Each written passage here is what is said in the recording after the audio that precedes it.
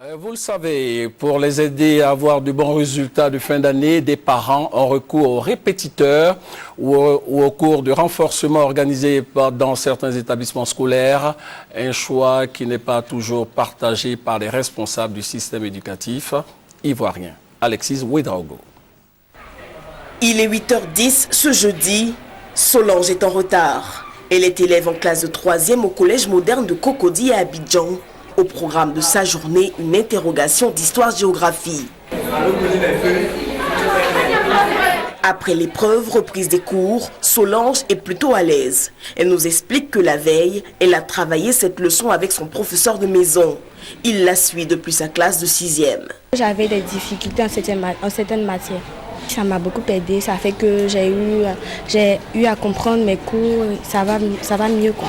Idem pour son ami Ismaël, assis un peu plus loin. Ça fait maintenant 3 ans que je mets de maison. J'avais un problème en maths et anglais. Je suis passé en classe supérieure avec 14,72 de moyenne.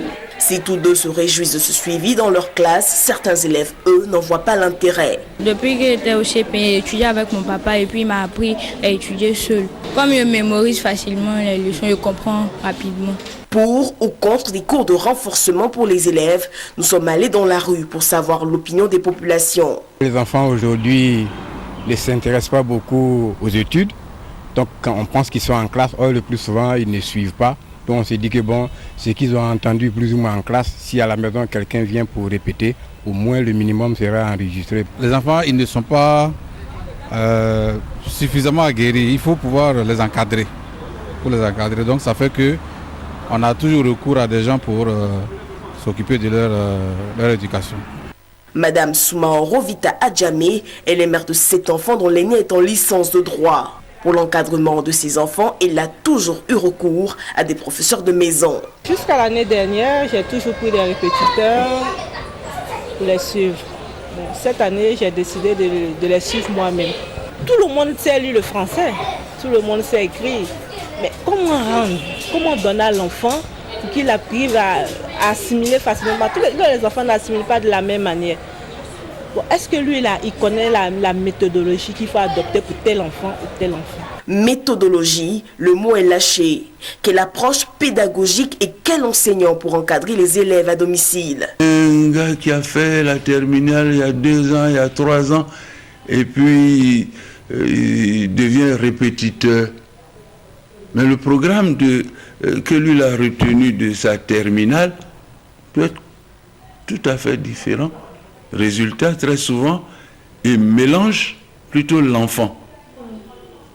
Il lui apprend certaines techniques qu'on n'utilise peut-être pas encore en 6e ou en 3e. Ça, c'est dangereux. Adjamé Liberté, une affiche parmi tant d'autres attire notre attention. Un jeune étudiant dispenserait des cours à domicile.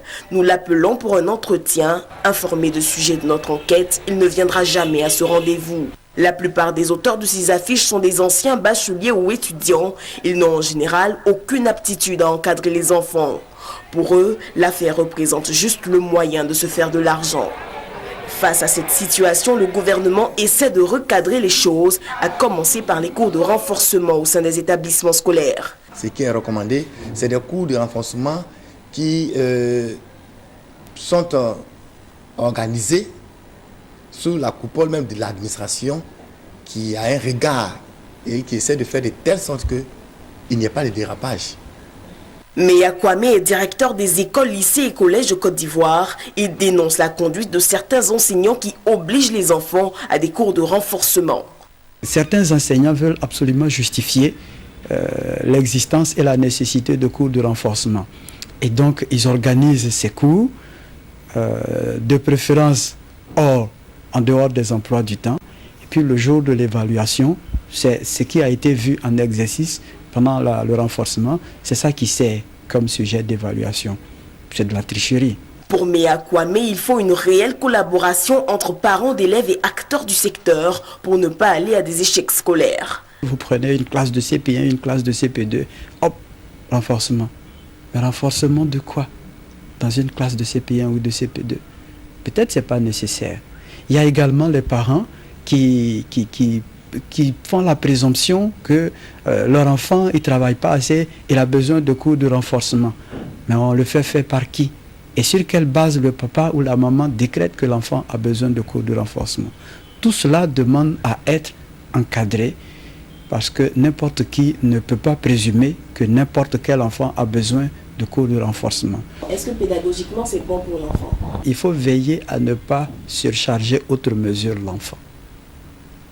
Selon son âge, selon son emploi du temps, il a besoin de repos. Mais si on considère qu'il faut le faire travailler, à un moment donné, il finira par craquer. Et on aura le résultat contraire. L'enfant a besoin de travailler, il a besoin de prendre les bonnes habitudes de travail, mais il a également besoin de repos et de jeu. Le message est donc clair, la clé du succès scolaire se trouve dans le suivi conjoint parents d'élèves, acteurs du secteur éducatif et non dans des cumuls de renforcement de cours, au final juste pour la forme.